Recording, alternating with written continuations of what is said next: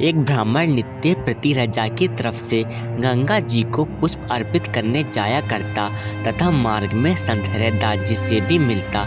एक दिन रैदास जी ने उस ब्राह्मण को 2 पैसे देकर कहा कि महाराज, आप प्रतिदिन राजा की तरफ से गंगा जी को फूल अर्पित करने जाते हैं, तो आज मेरी तरफ से ये 2 पैसे भी गंगा जी को अर्पित करना, और वे जो कुछ कहें सो मुझे आकर बता देना।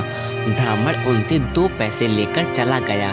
रोज की तरह ब्राह्मण ने पहले राजा की ओर से गंगा जी को पुष्प अर्पित किए और फिर रैदास जी के 2 पैसे भी गंगा जी को अर्पित किए और कहा, लो गंगा मैया, यह 2 पैसे रैदास जी ने भेजे हैं।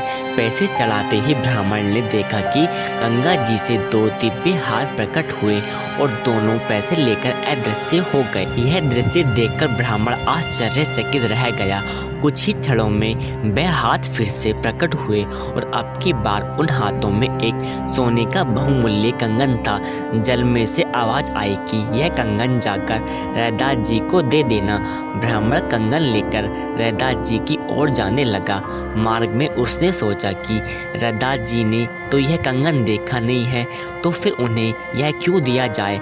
ऐसा विचार करके वह अपने घर की तरफ जाने लगा और रास्ते में उसने वह कंगन एक सुनार को बेच दिया। दूसरे दिन जब वह पुनः रैदास जी से मिला तब उनसे कहा कि पैसे तो मैंने अर्पित कर दिए थे, परंतु गंगा जी ने कुछ नहीं कहा। यह बात सुनकर रैदास जी चुप हो गए। अब उस कंगन को सुनार से किसी सेठ ने खरीद लिया।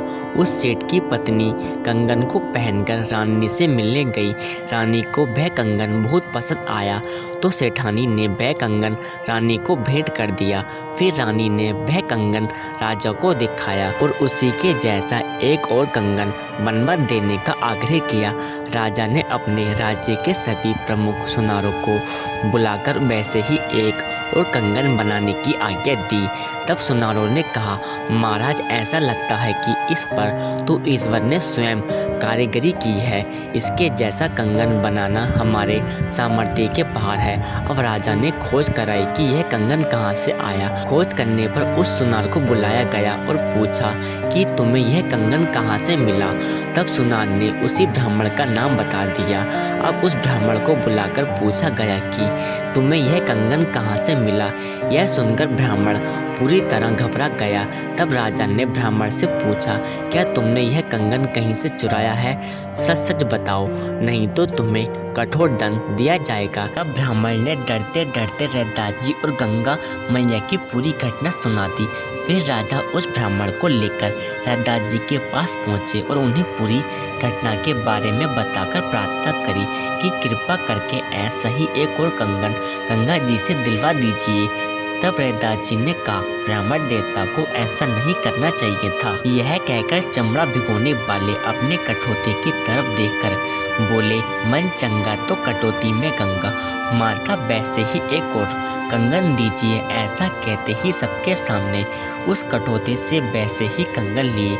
एक दिव्य हाथ प्रकट हुआ और रैदास जी को वह कंगन दे दिया। रैदास जी की भक्ति का ऐसा चमत्कार देखकर सब उनकी प्रशंसा करने लगी और राजा उस कंगन को लेकर चला गया।